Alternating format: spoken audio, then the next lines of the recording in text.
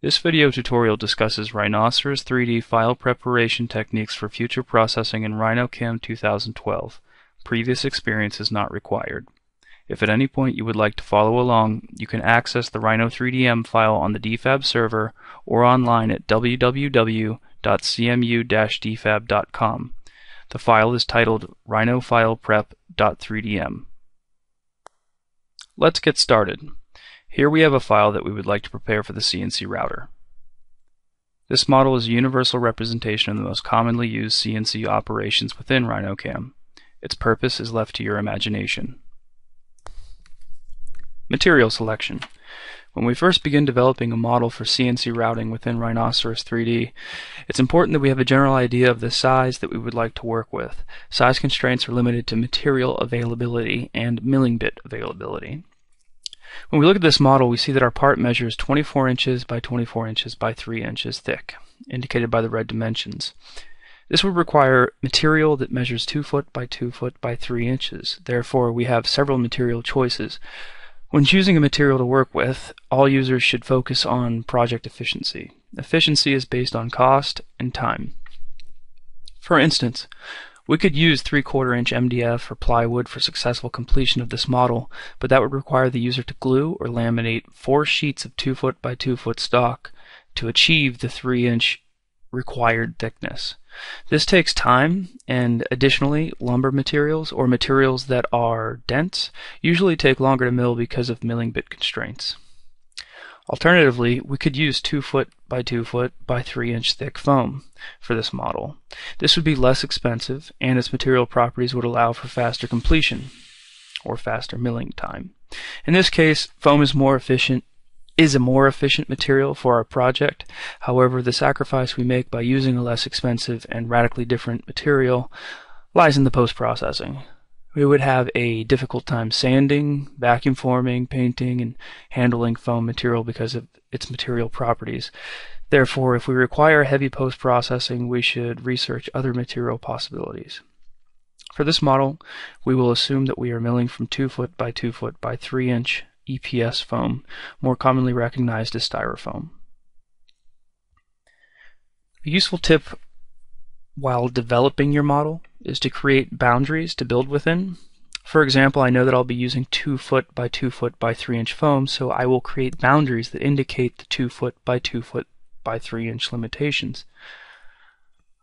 I use simple but effective squares.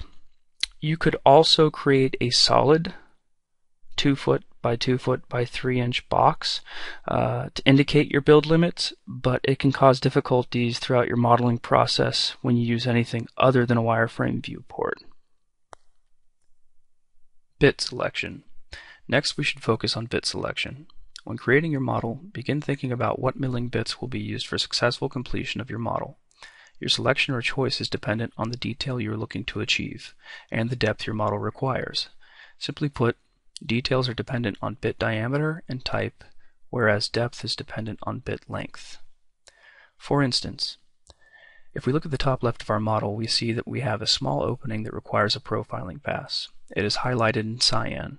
The smallest detail is about 1/4 inch. Therefore, I require a 1/4 inch bit, shown here in red.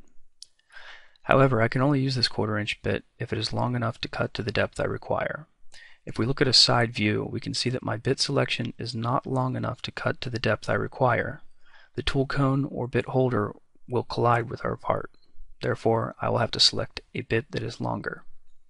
This usually means that I require a larger diameter bit. Highlighted in green, we see a representation of a 1/2 inch diameter bit. This bit will not give us the detail we require, but it will be long enough to cut to the depth we need. If the detail is extremely important, then we must redevelop the model to accommodate for the shorter bit lengths, or find a 1/4 inch bit that is longer. This requires time and research. If at any point you are unsure of bit lengths or bit information, consult the DFAB video tutorial on milling bit information. Additionally, you may consult with DFAB administration. A monitor or a manager can provide you with assistance on bit selection or bit information. Operation preparation. Next, have a general idea of what operations you will be using. Are you drilling? Are you profiling? Do you require 3-axis roughing and finishing operations? It is important that you realize a 3D model is not a sufficiently prepared file. Typically, you must develop 2-dimensional geometry from your 3-dimensional model to successfully complete milling operations. Take a look at the openings on the left side of this model. I require profiling operations to successfully cut out these openings. I know ahead of time that profiling passes require closed planar curves. Therefore, the 3D geometry is unnecessary for anything other than pooling 2-dimensional curves. During this process, you may begin creating your milling geometry and find that there are so many points and lines that it might be useful to organize them onto layers. If you reference this file, you will see that all milling geometry is organized onto separate layers, dependent upon each milling operation I look to complete. Points are organized onto the drilling layer, and profile geometry is organized onto multiple layers. This will be extremely helpful as you move on to creating operations in RHINOcam. If you are unsure what geometry you require for your file, you should consult the DFAB video tutorial on RHINOcam milling geometry. Again, DFAB staff may also provide assistance if necessary. Position. The last step in preparing your Rhino file involves placement.